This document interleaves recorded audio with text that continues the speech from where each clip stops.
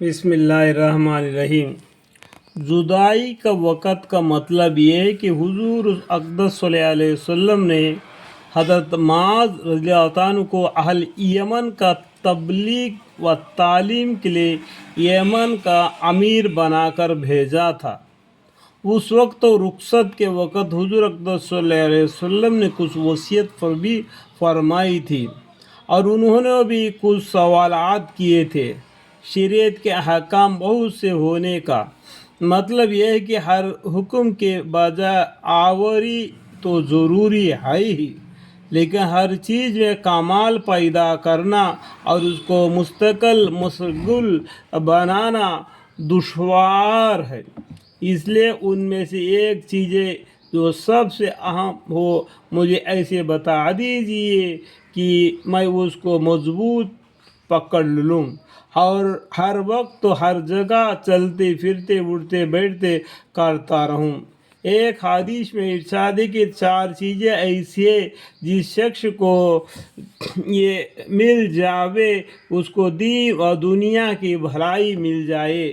ایک وہ زبان جو ذکر میں مشغول رہنے والا ہو، یعنی ہر وقت اللہ کا ذکر میں مشغول رہنے والا زبان۔ دوسرا وہ دل جو شکر میں مشغول رہتا ہو، اللہ تعالیٰ جو بھی رزق دیا، جو کچھ بھی اس کو دے دیا، اس کے اوپر اللہ کا شکر ادا کرنے والا، شکر گزار بندہ بنے والا۔ تیسرا وہ بدن جو مشقت و برداشت کرنے والا ہو، نماز میں، روزہ میں، قرآن شریف کی تلاوت میں، حدیث پڑھنے میں، جو بھی دین کے بارے میں مشقت برداشت کرنے والا بدن۔ چوتھے وہ بیوی جو اپنے نفس میں اور خاوند کے مال میں خیانت نہ کرے۔ یہ چوتھی کون ہے؟ عورت کے بارے میں بتایا۔ چوتھے وہ بیوی جو اپنے نفس میں اور خاوند کے مال میں خیانت نہ کرے۔ نفس میں خیانت یہ ہے کہ کسی قسم کی گندگی میں مبتلا ہو جاوے۔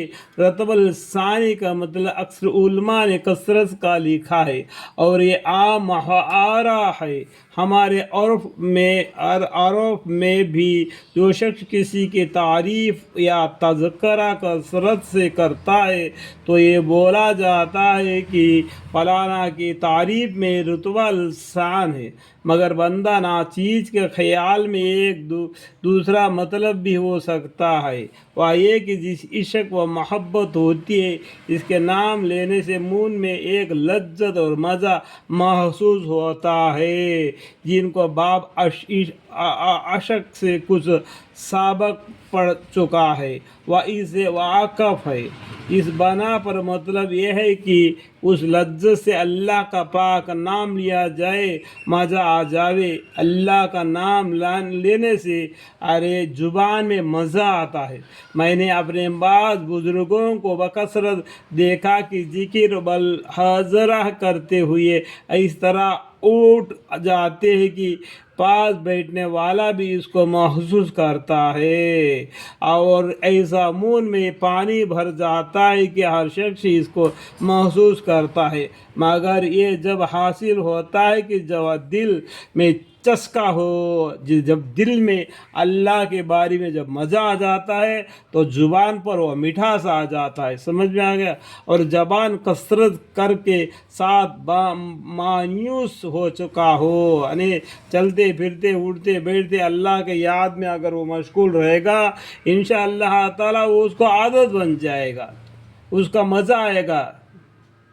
ایک حدیث میں آیا ہے کہ اللہ سے محبت کی علامت اس کے ذکر سے محبت ہے۔ اللہ کی محبت کی علامت اللہ کا ذکر سے ہوتا ہے اور اللہ سے بغض کا علامت اس کا ذکر سے بغض ہے۔ یعنی اللہ کا ذکر کرنے سے اگر دل میں کچھ اس کا خیال نہیں رکھتا ہے تو اس کا بھی اس کا بغض رکھتے ہیں، مطلب نہ علاوت بغض رکھنے کا۔